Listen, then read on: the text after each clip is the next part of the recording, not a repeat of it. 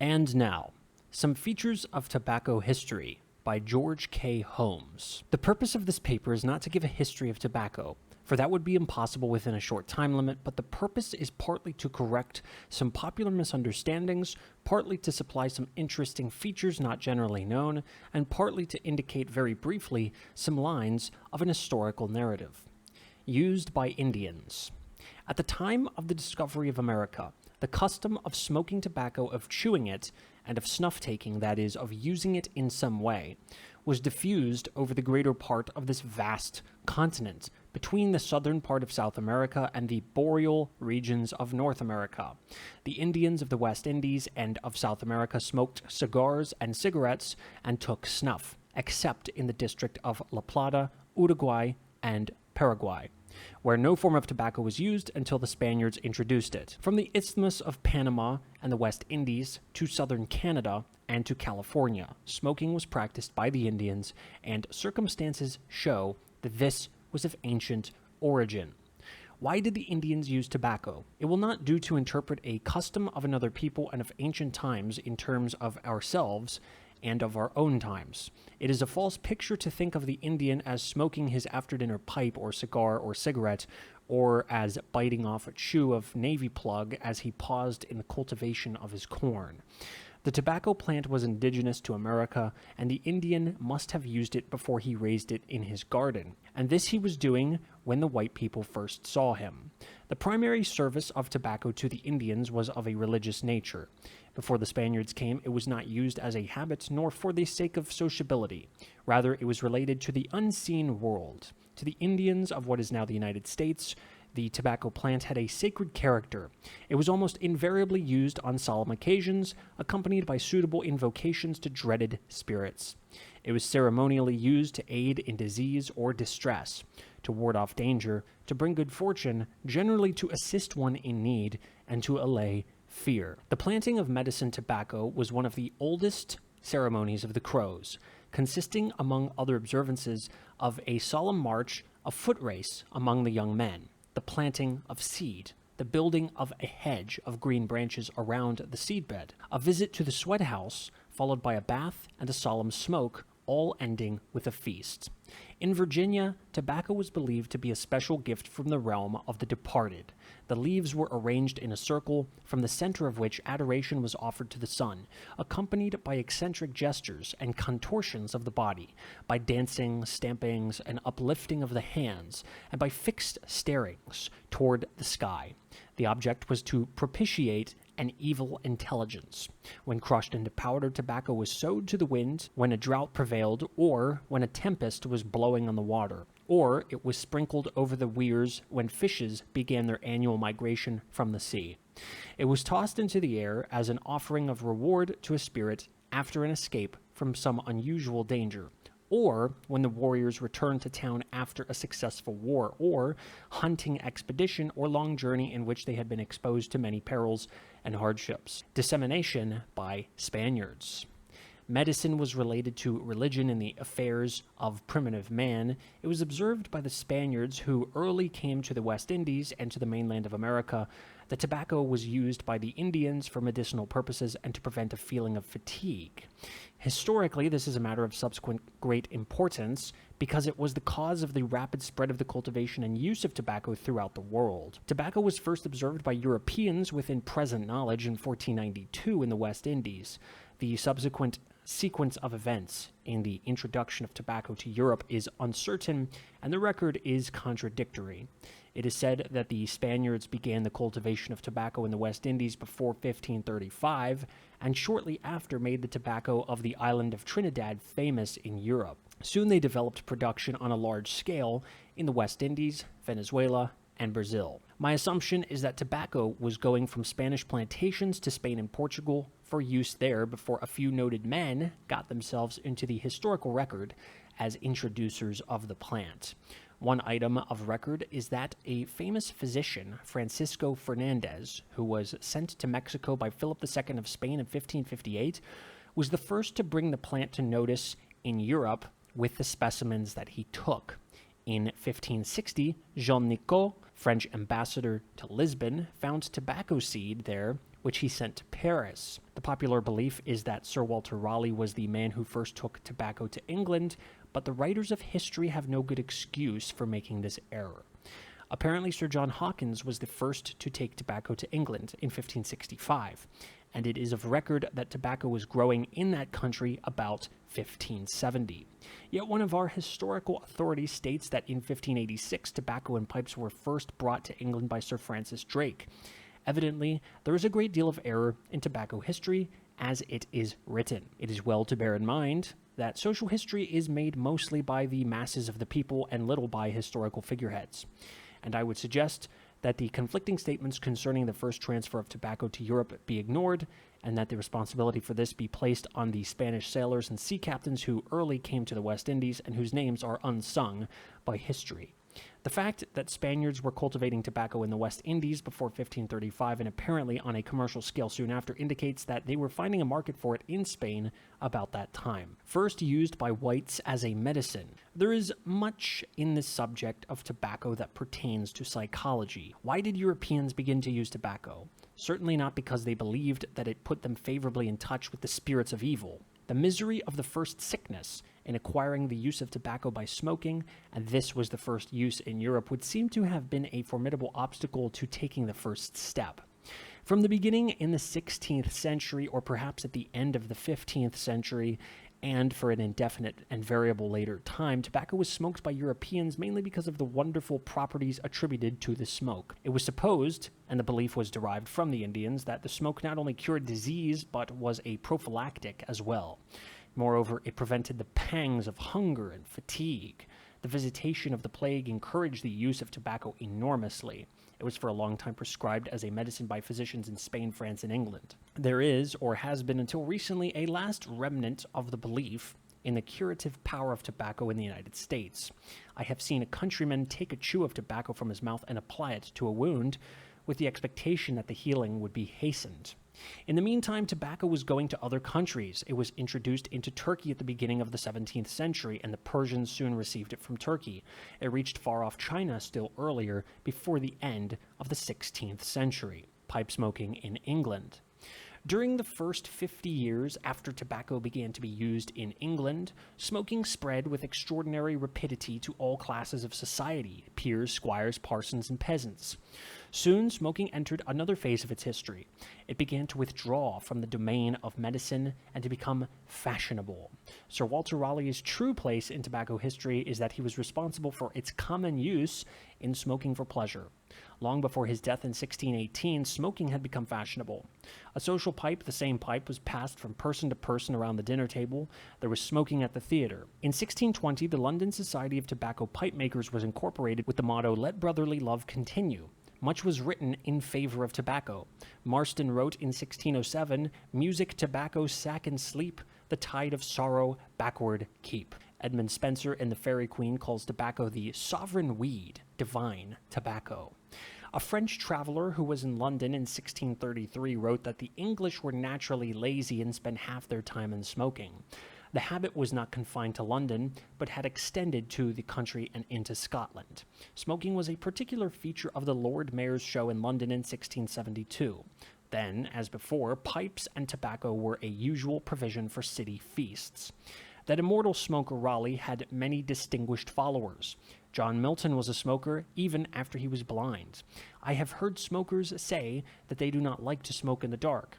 They want to see the smoke. At any rate, Milton smoked after he became blind. Sir Isaac Newton smoked immoderately. Thomas Hobbes and Isaac Walton were smokers, and each lived to be 90 years old. But tobacco had many enemies. Besides King James I, who wrote the counterblast to tobacco, there was Descartes, the dramatist, who refers to tobacco as "thou beggarly monarch of Indians, and setter up of rotten-lunged chimney-sweepers." Burton, of the Anatomy of Melancholy, believed in tobacco as a medicine, but denounced the common smoking by most men, which take it as tinkers do ale, as a plague, a mischief, a violent purger of goods, lands, health, hellish, devilish, and damned tobacco, the ruin and overthrow of body and soul. In the latter decades of the 16th century, smoking became less fashionable and general. Yet in Queen Anne's time, smoking was still common, although decadent. Then followed a long period when smoking was under the social ban in England. In the 18th century, it was confined largely to the middle and humbler classes, to use an English expression, but there were numerous exceptions. Country parsons smoked, and their parishioners from squire to laborer. Snuffing follows.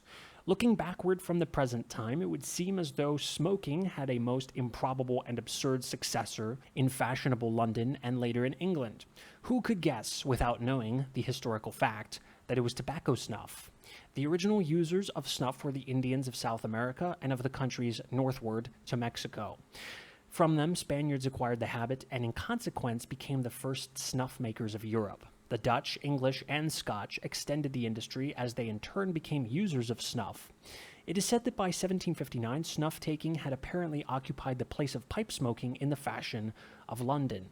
In a satirical poem of the time, one of the verses asserts that coxcombs prefer the tickling sting of snuff. The populace, however, was still on the side of smoking. Dr. Johnson said in 1773, "To be sure, it is a shocking thing, blowing smoke out of our mouths into other people's mouths, eyes and noses, and having the same thing done to us. Yet I cannot account why a thing which requires so little exertion, and yet preserves the mind from total vacuity, should have gone out."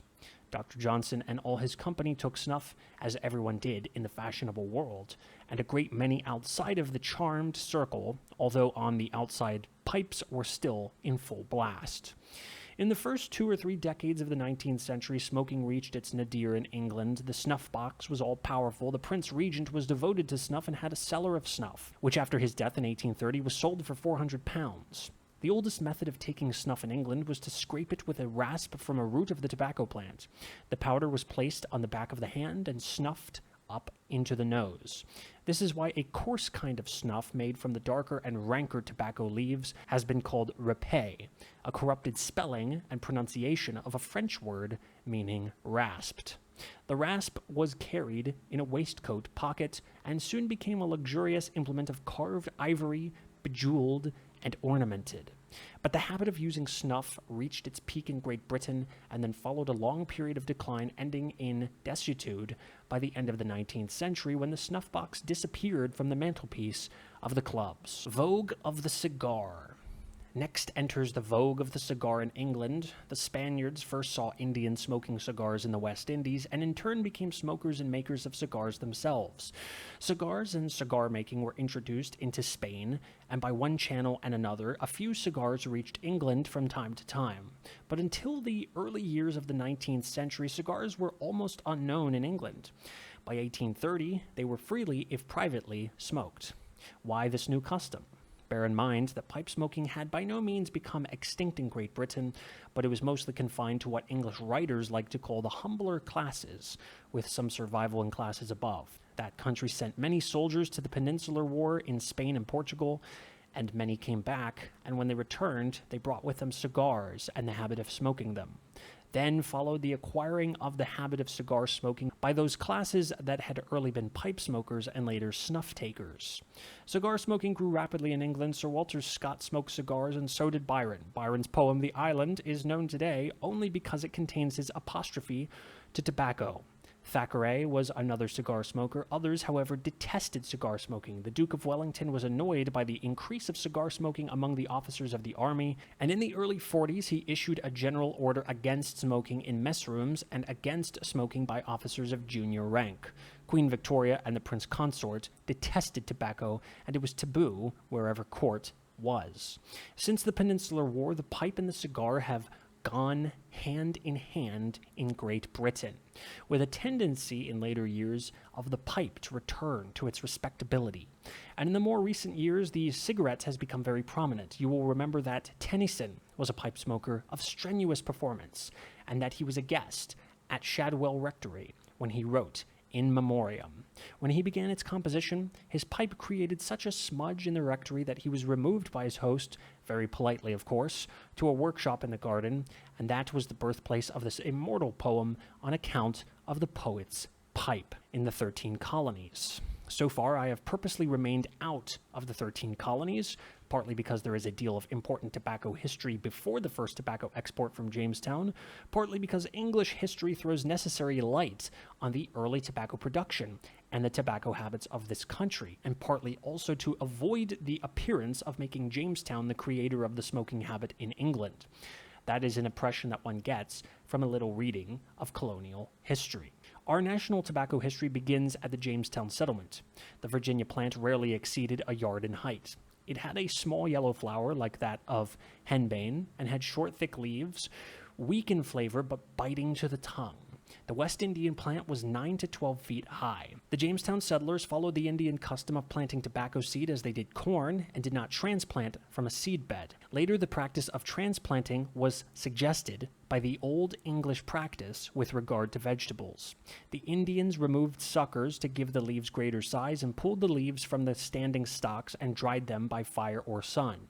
For 150 years, the colonists dried the leaves by hanging them in barns exposed to the free circulation of air. The Indians ceased to plant tobacco as soon as their white neighbors began to cultivate it on an extensive scale and obtain their tobacco from the whites by exchange. John Rolfe raised the first tobacco at Jamestown in 1612, and by 1618 the export of tobacco to England amounted to 20,000 pounds in that year.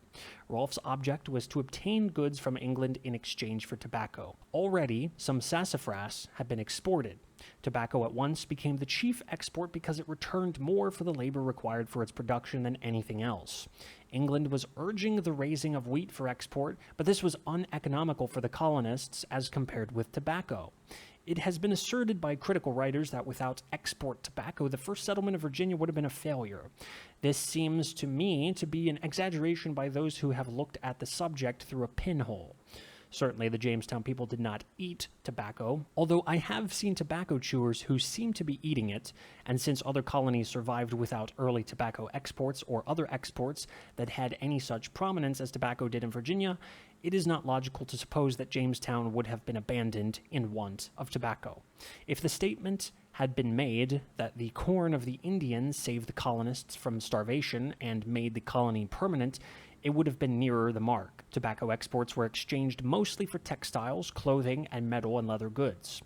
So readily were these obtained by raising tobacco that it is reported that Jamestown was more than once near starvation because tobacco was raised too much to the exclusion of foods. It is not my intention to repeat the familiar story of the service of tobacco as money in early Virginia, but I venture to offer a few words of comment. Our school histories, and indeed our larger histories, are likely to create the impression that there was some inherent and exclusive virtue in tobacco that qualified it to perform duty as money. This, of course, is thoroughly erroneous. Tobacco in the trade between Virginia and England was readily exchangeable in England for any and all of the things that the colonists bought. Hence, to them, it had one of the attributes of money, or exchangeability, but it did not possess the other attributes of money. The fact of ready exchangeability joined to the fact of export created a situation for tobacco in Virginia in which it could serve as money in a limited way.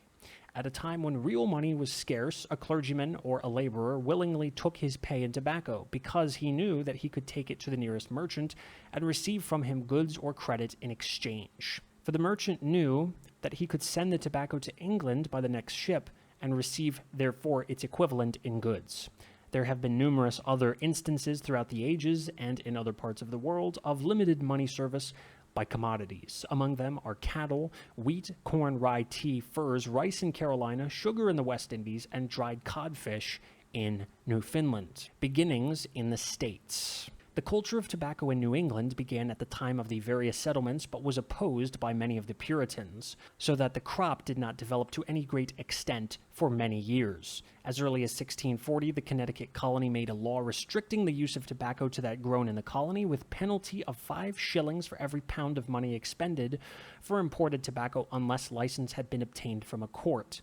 This was to stimulate home production, and yet in 1646 to 47, a law was enacted forbidding every person under 20 years old and every other person who had not become a tobacco user to use any tobacco without certificate from a physician that it would be beneficial to him. Nor should tobacco be used publicly in the streets with penalty of 6 pence.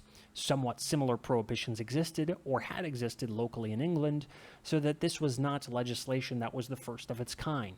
Massachusetts Bay had similar restrictive legislation. There was a diversity of opinion in New England with regard to tobacco. John Eliot, the preacher and missionary among the Indians, denounced tobacco, but the pastor of the First Church of Charlestown was always seen with a pipe in his mouth. So important had tobacco become to the Connecticut colony by 1753 that an official inspection was established for export tobacco for securing sound, well-ripened, and well-cured tobacco. The export tobacco was for cigars, and until 1800 was bought by local merchants and shipped mostly to the West Indies. Statements may be found with regard to the first year when tobacco was raised by the whites in some of the states, but such statements are to be accepted with caution. It may be supposed that the first settlers lost no time in cultivating this plant. In Maryland, it is supposed that the first white man to raise tobacco was a Virginian who migrated to Kent Island in the eastern edge of the Chesapeake Bay opposite Baltimore in 1631. Penn's colonists early engaged in tobacco raising as early as 1689, or only 7 years after the proprietor came from England. 14 cargoes of tobacco were exported by them to that country. Tobacco was raised by the first French or Spanish settlers of Illinois, Missouri, and Louisiana, and by the first settlers of Tennessee. In Missouri, it did not become a staple crop until 1822 or 1823. Having been introduced into Louisiana by the Western Co., a considerable quantity of tobacco was produced by 1718. In 1752, its culture was encouraged by the French royal governor, who took the whole crop at 7 cents a pound, and the Spanish colonial government gave the same sort of encouragement in 1776. The earliest information for Kentucky is that in 1785, General Wilkinson of Lexington contracted with the Spanish governor in Louisiana to deliver several boatloads of tobacco in New Orleans. Probably some of this tobacco was grown on the Ohio River and in Kentucky, as well as in Spanish settlements on the Mississippi River. By 1810, tobacco had become a great staple crop in Tennessee. Florida's beginning, it is said, was not until 1829. It is incredible that tobacco was not raised in New York until 1845 in Onondaga County near Rochester, and yet that is the assertion of the historians. It is pertinent to inquire what the Dutch settlers in the Hudson and Mohawk valleys were doing for more than 200 years before 1845. We don't need to depend on that learned historian Knickerbocker for tales of the Dutchmen's devotion to their pipes.